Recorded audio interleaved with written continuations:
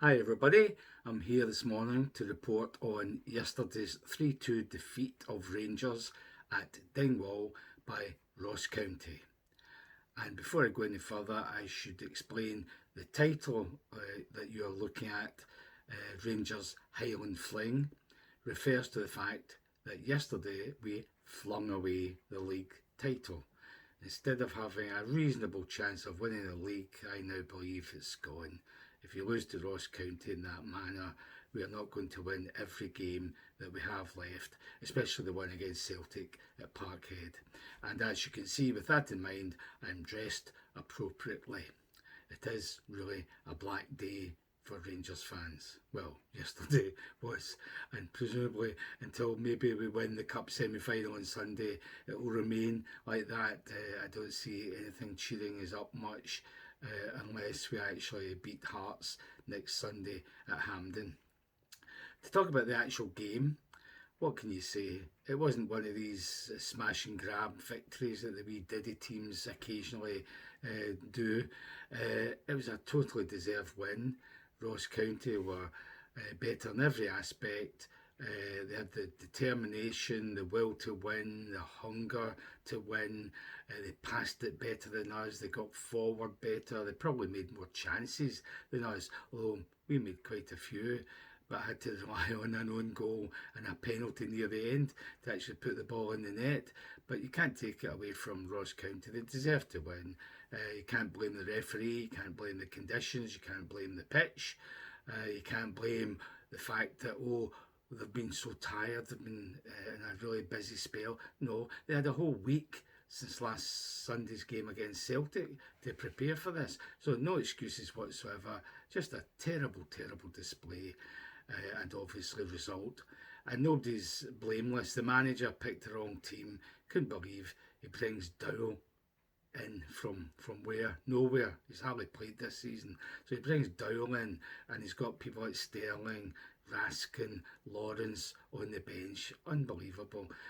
He's playing Barisic at left back when everybody knows we can't trust him now and he's for the off in the summer. So that was another mistake. And of course the mistake that he's never going to change because he can't see any alternative is to keep Drossers up front being the main man to score the goals. Yeah, how did that go? So anyhow, poor selection from the manager. In-game management wasn't good either. He only made the one change at half-time, so that wasn't good either. The players themselves, I would say Cantwell was the best of a bad bunch. At least he gave us some energy, got stuck in, dribbled sometimes, did a few nice passes, had one shot that hit the bar. He was, I would have said, easily the best of a bad bunch. Although, having said that, I think I'd give pass marks to the keeper, as usual, and Suter. But as for the rest of them, what a shambles. There didn't seem to be any organisation in the defence.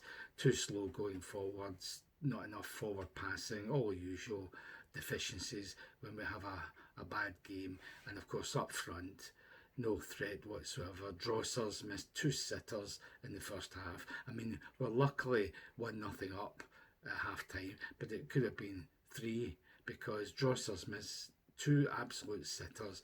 One where it takes too much time, and by the time he tries to flick his shot in the goal is only a few feet away from him and manages to parry it away. And the other one, classic move, comes back to him, nobody near him, just crack it into the net. And not only did he hit his shot over the bar, it went over the roof of the stand. So there'd be some poor guy, Dingwall, if that's what they call the locals, walking along the street when probably a ball hits him and he'll probably look up and go, oh, Drossers must be playing again.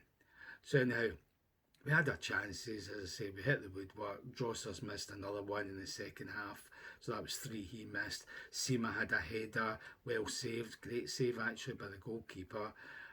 Seema had another one, the goalie saved, but it wasn't, anything out of the ordinary. I think he flashed one past the post as well. So he had a few attempts. That's about it. I can't really remember any other great chance that we missed. Meanwhile, Ross County had practically opened the scoring in the first minute. And of course, that was typical of the shambles our defence was yesterday, because the ball came from the right wing. That's their right wing, and that's where Tavernier was. So when the ball goes right across the box to the left-hand side, where Tavernier should be, there's nobody there except Seema, of all people. So Seema's the one that has to slide in and try and challenge the guy to prevent a tap-in at the back post, and thankfully it went over the bar. But why is Tavernier out on the other side of the park when that's his position, that's his man? The attacking right winger shouldn't be away back there having to do a last gasp tackle. So that just summed up the disorganisation, the shambles. Tavernier seemed to go adrift most of the game now. He never stays in his position. He never even gets up and down the park like he used to be able to do, albeit slowly even then. Now he's trundling even more if he even gets back. I think it was the second goal maybe, where he was 10 yards adrift of the guy who got the pass, diagonal pass from 40 yards away, and the guy ran onto it and Tavernier's 10 yards behind him, and no chance of catching him up. So that was just him, typical the whole game. Pathetic effort from him, pathetic from Golson. I don't want to see these two playing the games the rest of the season. Maybe Golson you can't really drop because who else is going to come in his place? But Tavernier, you've got Sterling, ready-made replacement, who should be out there, who would give you the tough tackling, the energy. He can go forward as well. He's shown us already that he can play in midfield, so he can easily play as a wing back. So I don't want to see Tavernier especially playing the rest of the season. Ditto Drossers, but I don't know if that's going to happen. The manager obviously can't figure out a way of attacking teams without having Drossers ambling about doing nothing in the box. So that's a bad sign as far as we're concerned.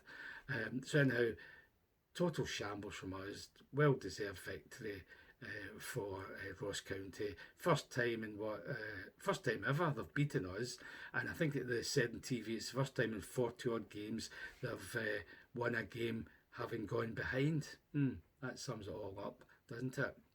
So anyhow, before I forget, a last additional comment about the actual game.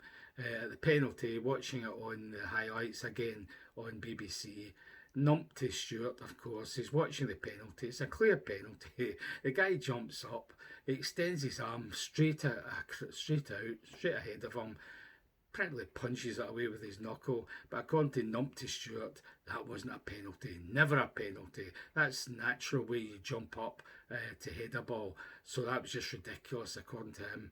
Whereas the one against Celtic last week, where Golson had his whole arm flat across his chest with only his elbows sticking out a bit, that was a surefire penalty according to Numpty Stewart. How that guy gets away with his nonsense, who knows? Well, it's the BBC, they hate Rangers anyhow, so presumably that's why they let him get away with it. So now, put that behind us.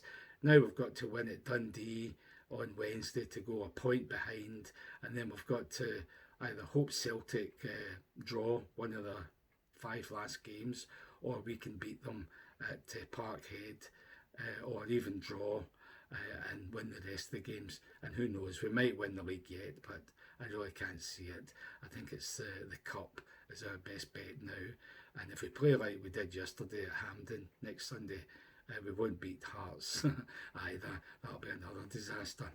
So anyhow, in the coming weeks, I think to solidify the defence, I would go with 3 at the back. So as I say, you can't really drop Golson, but what I would do is move Suter to the right of a back 3, Golson in the middle and Balogun the left-hand side.